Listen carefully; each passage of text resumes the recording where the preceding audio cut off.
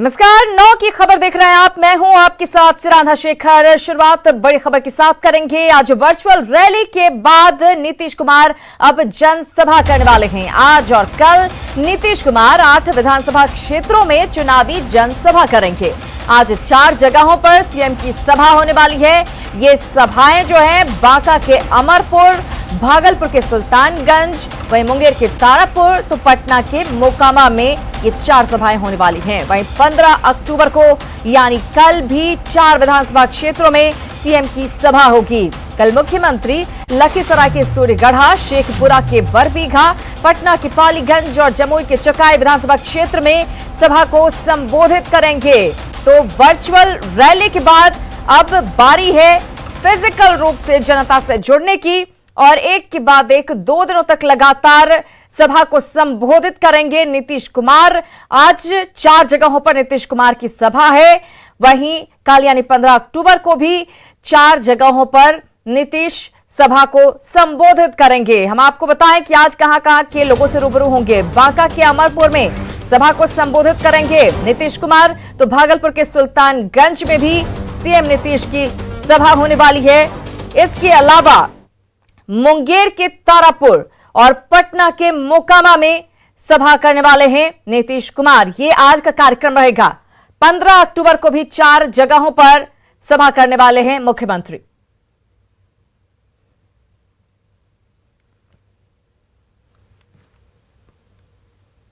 और इससे पहले निश्चय संवाद में सीएम नीतीश कुमार ने लगातार दूसरे दिन लालू फैमिली पर हमला बोला। नीतीश कुमार कल दूसरे दिन निश्चय संवाद को संबोधित कर रहे थे।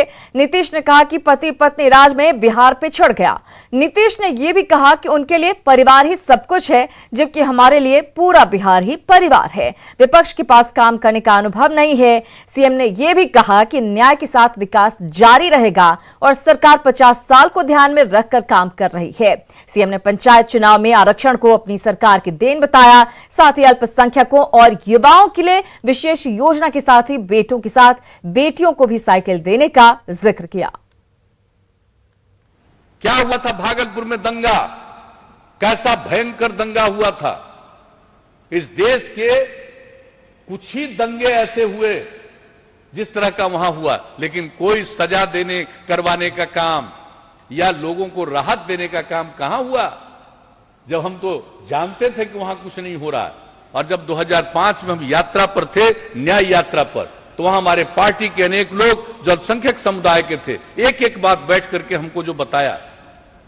और जैसे ही सरकार बनी तो हमने तत्काल आयोग भी गठित किया और उसके बाद काम तो शुरू किया। जिनको ये लोग बचा दिए थे उन सब पर जो कार्रवाई के लिए सारा काम किया। क्या किया भाई, वोट तो ले लेते हैं, लेकिन किया क्या था अल्पसंख्यक समुदाय के लिए? 15 साल में कुछ किया था? हमारे भाई अशोक चौधरी जी फिगर बता रहे थे अभी कि क्या बजट होता था। हम उसको दोहराना नहीं चाहते, लेकिन जरा बता दीजिए। हम एक ही बात कहेंगे कि ये लोग वोट ले लेते हैं, लेकिन जरा बताइए तो कोई काम किया है क्या? महिलाओं के कहने पर शराबबंदी लागू किया, बाल विवाह और दहेज प्रथा के खिलाफ अभियान चला।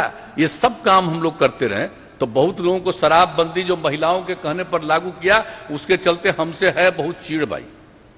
हालांकि गड़बड़ करने वाला लोग तो कितना भी काम करिए, कुछ ना कुछ तो गड़बड़ करने वाला लोग होगा ही, लेकिन कुछ लोगों को बड़ी चीड़ है हमसे। अरे काम करते रहते हैं तो हम लोग तो एक एक काम किया है। विकास का काम किया, कानून का राज स्थापित किया।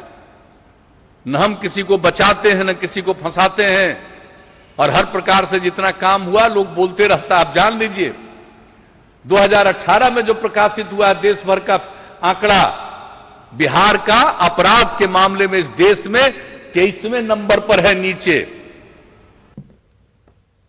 तो वर्चुअल संवाद के दौरान मुख्यमंत्री नीतीश कुमार पिछली सरकार पर जमकर बरसे। इधर बड़ी खबर की बात करें तो तेजस्वी आज नामांकन दाखिल करने वाले हैं। तेजस्वी यादव आज नामांकन करेंगे। वैशाली की राघोपुर सीट से वो नामांकन करेंगे। जगदानंद सिंह और भोला यादव इस दौरान उनके साथ मौजूद रहेंगे। तो बड़ी खबर आपको दे रहे हैं। हम आपको बताएं कि नेता प्रतिपक्ष तेजस्वी यादव आज नामांकन करने वाले हैं। वैशाली की राघोपुर सीट से नामांकन करेंगे। इस दौरान जगदानंद सिंह और भोला यादव उनके साथ मौजूद रहेंगे। कल की बात करें हम तो कल तेज प्रताप ने अपना नामांकन दाखिल किया। हसनपुर से वो चुनाव लड़ रहे, समस्तीपुर के हसनपुर से, और आज तेजस्वी यादव नामांकन दाखिल करेंगे वैशाली के राघोपुर सीट से। और बिहार में बिजली शुरू से ही चुनावी मुद्दा रहा है। नीतीश कुमार भी सार्वजनिक मंच से इसे अपनी कामयाबी के तौर पर बताते हैं। वर्चुअल सभा में कार्यक्रम का संचालन कर रहे जल संसाधन मंत्री संजय झा ने मुंबई में पावर ग्रिड फेल होने पर टिप्पणी की।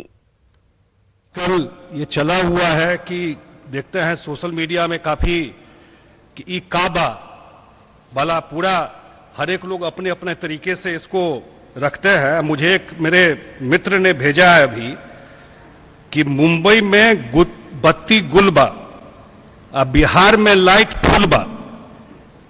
मुंबई में बत्ती गुल बा, लाइट चला गया मुंबई में पूरा दिन, अब बिहार में लाइट फुल बा। और बिहार बीजेपी प्रभारी भूपेंद्र यादव ने रोहतास के डेहरी में आरजेडी पर जमकर हमला बोला। बीजेपी प्रत्याशी के लिए प्रचार करने पहुंचे भूपेंद्र यादव ने कहा कि जो महागठबंधन को संभाल कर नहीं रख सका वो बिहार को क्या संभालेगा। उन्होंने बिना नाम लिए नेता प्रतिपक्ष तेजस्वी यादव पर हमला बोला। जिनकी टायर की दुकान थी, मोटर पार्ट की दुकान थी। देश आगे बढ़ना चाहिए और हमारे सामने एक गठबंधन है, लेकिन गठबंधन है कैसा? लोकसभा के समय में वो गठबंधन बना, उसमें जीतन राम मांझी जी थे, महादलित के नेता थे। उन्होंने एक चुनाव लड़के देख लिया, भाई हाथ जोड़ते हैं, मेरे साथ तो धोखा हो गया। भाई जोड़े नहीं जोड़े मांझी जी ने उनसे हाथ, और उनको छोड़ा। उसके बाद कुशवाहा जी तो अलग ही चले गए।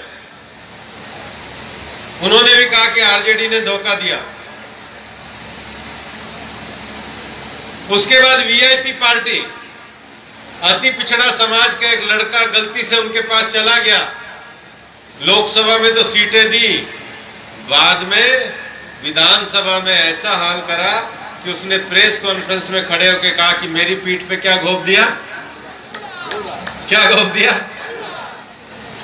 और इतना ही नहीं, झारखंड में झारखंड मुक्ति मोर्चा के साथ लड़े थे, वो तो पूरी सुविधा भी दे रहे हैं, लेकिन बेटे ने ऐसा हाल किया कि झारखंड मुक्ति मोर्चा ने भी कहा कि भाई इसके अंदर कोई राजनीतिक शिष्टाचार नहीं है। बात करेंगे झारखंड उपचुनाव से जुड़ी बड़ी खबर की। झारखंड के बेरमो उपचुनाव को लेकर कांग्रेस प्रत्याशी जयमंगल सिंह और अनूप सिंह आज नामांकन दाखिल करेंगे। इसे लेकर मुख्यमंत्री हेमंत सोरेन भी बोकारो जाने वाले हैं। वहीं बीजेपी के उम्मीदवार योगेश्वर महतो बाटुल भी आज नामांकन का पर्चा भरेंगे। बाटुल की नॉमिनेशन को लेकर बाबूलाल मरांडी और बीजेपी प्रदेश अध्यक्ष दीपक प्रकाश भी बोकारो जाएंगे। वहीं बीएसपी प्रत्याशी के तौर पर पूर्व मंत्री लालचंद महतो और सीपीआई उम्मीदवार बैजनाथ महतो भी पर्चा भरने वाले हैं। जयमंगल सिंह के नामांकन के बाद जाना मोड़ में सीएम की चुनावी सभा है। फुटबॉल मैदान में आयोजित चुनावी सभा में कांग्रेस कोटे के मंत्री भी शामिल होंगे। वहीं बीजेपी उम्मीदवार योगेश्वर महतो बाटुल के नामांकन के बाद बीटीपीएस के झारखंड चौक पर बीजेपी का चुनावी कार्यक्रम है, जिसमें प्रदेश अध्यक्ष दीपक प्रकाश के अलावा आजसू सुप्रीमो सुदेश महतो और गिरिडीह सांसद चंद्र प्रकाश चौधरी भी मौजूद रहेंगे।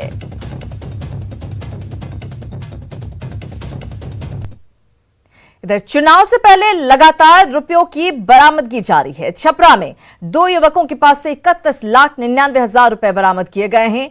रुपया शहर के एक आभूषण कारोबारी का बताया जा रहा है। वाहन की जांच के दौरान पुलिस ने रुपए बरामद किए। वहीं नालंदा के इस्लामपुर से एक कार से 10 लाख रुपए बरामद किए गए। पुलिस ने कार के ड्राइवर सहित 2 लोगों को गिरफ्तार किया है। पकड़े गए युवक का नाम जितेंद्र पाल सिंह है, जो आसनसोल के नियामतपुर का रहने वाला है।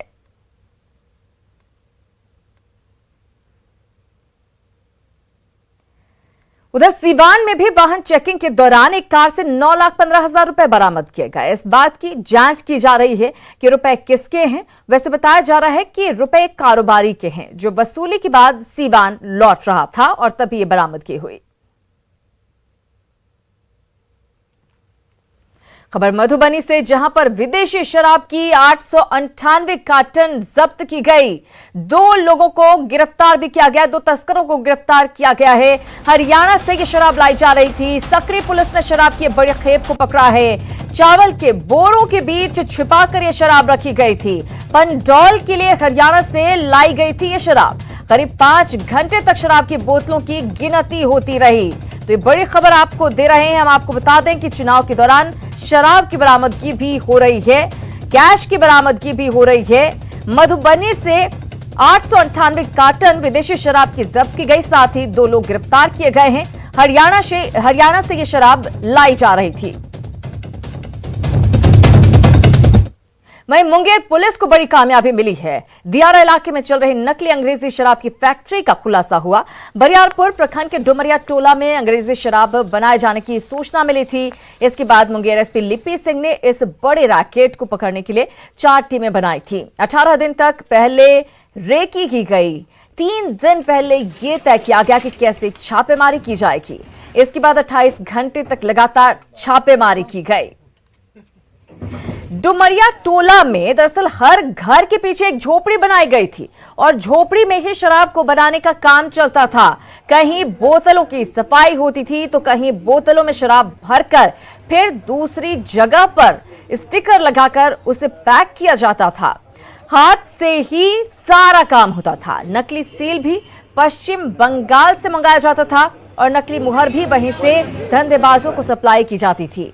ढक्कन, सील, रैपर, स्टिकर और शराब की ढक्कन पर लगने वाली मुहर सभी पश्चिम बंगाल से यहां पर आते थे और यहीं पर शराब की पैकिंग हो जाती थी।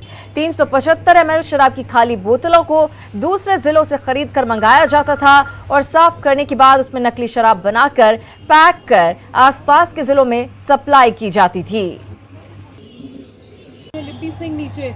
इस पूरे मामले में सरगना सहित 15 लोगों को गिरफ्तार किया गया है। 377 लीटर नकली अंग्रेजी शराब, 85 लीटर देसी शराब, 1 कार्बाइन, 1 देसी राइफल, 5 दूसरे हथियार और 34 गोलियां बरामद की गई। 1,69,000 रुपए नकद भी बरामद किए गए। इस मामले को लेकर हरनमार थाने में प्राथमिकी दर्ज करवाई गई है। नहीं, हमने और छापेमारी दल में तारापुर एसडीपीओ पंकज कुमार सहित कई थानों की पुलिस और मुंगेर जिला पुलिस के जवान शामिल थे। पूरे दियारा इलाके की घेराबंदी कराई गई थी और इसके बाद मनीष पटेल नाम के एक शख्स को हिरासत में लेकर पूछताछ की गई। करीब 48 घरों की तलाशी ली गई, जिसके बाद बड़े पैमाने पर शराब बनाए जाने के खेल का भंडाफोड़ हुआ।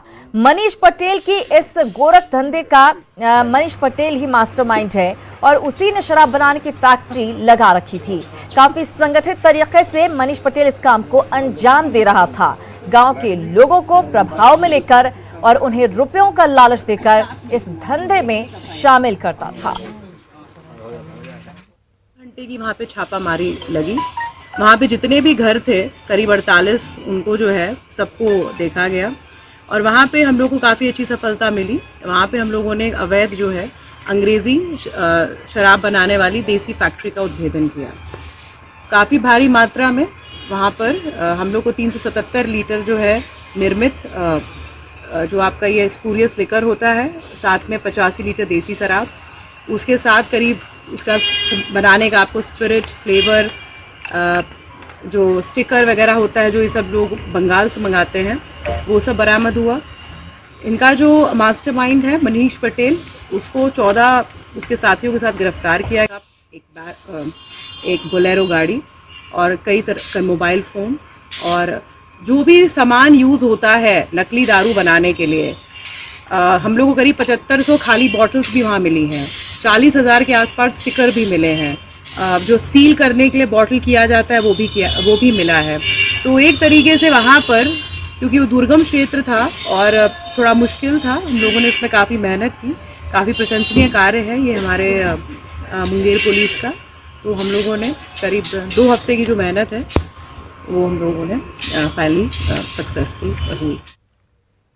तो बड़ी मशक्कत के बाद, मेहनत के बाद ये कामयाबी मुंगेर पुलिस को मिली है। बात करेंगे मुजफ्फरपुर की खबर की। मुजफ्फरपुर में एक महिला को जलाकर मार डाला गया। घटना अहियापुर थाने के नाजरपुर की है। मृतक सीतामढ़ी की रहने वाली थी। उसकी शादी पिछले साल ही फरवरी में गौरव ठाकुर से हुई थी, लेकिन बच्चा नहीं होने पर उसे ताने दिए जाने लगे। मृतक के पिता ने उसके ससुराल वालों पर जलाकर मारने का आरोप लगाया है। उनका कहना है कि पहले उसे बेहोश किया गया और फिर जलाकर मार डाला गया। पुलिस ने आरोपी पति गौरव ठाकुर को गिरफ्तार कर लिया है। युवती की 80% लाश जली हुई है। ससुर का करना है दामाद का से 1 साल पहले हमारी बेटी की शादी हुई थी और हमारा दामाद से और बेटी का मनोयांत्रिक संबंध दोनों में अच्छा नहीं था। दोनों में संध्या में हुआ था नोकझोंक और कहीं गला दबा करके लाश छुपाने के से आग लगा दिया। और बिहार में दुर्गा पूजा के साथ साथ लोकतंत्र का महापर्व भी चल रहा है, लेकिन रांची से बिहार जाने वाली ट्रेनों का परिचालन शुरू नहीं हुआ। ऐसे में यहां रहने वाले लाखों लोग बिहार नहीं जा पा रहे हैं।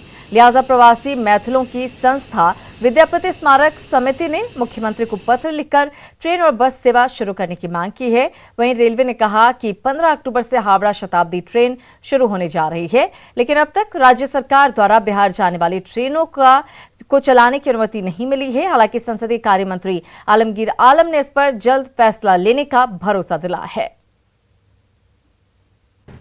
जाने वाली सभी एक्सप्रेस ट्रेन को चालू करें ताकि यहाँ के लोग वोट भी देंगे। लोकतंत्र का महापर्व है और दुर्गा पूजा के शुभ अवसर पर ये उनको मौका मिलेगा मैया की पूजा करने का, अपने परिवार के लोगों से मिलने का।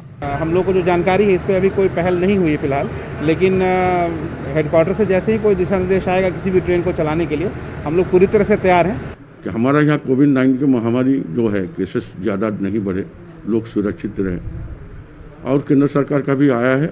हमारे यहाँ से कोई ऐसा हार्ड एंड फास्ट नहीं है, लेकिन ये भी हमको पूरा जानकारी भी नहीं है कि कितने ट्रेन हमारा झारखंड में वो लोग चलाना चाह रहे हैं। इस विषय पर अभी कोई विचार हम लोग नहीं कर पाए या हमसे कोई जानकारी नहीं। न्यूज़ 18 बिहार झारखंड पर खबरों का सिलसिला लगातार जारी है। बने रहिए हमारे साथ।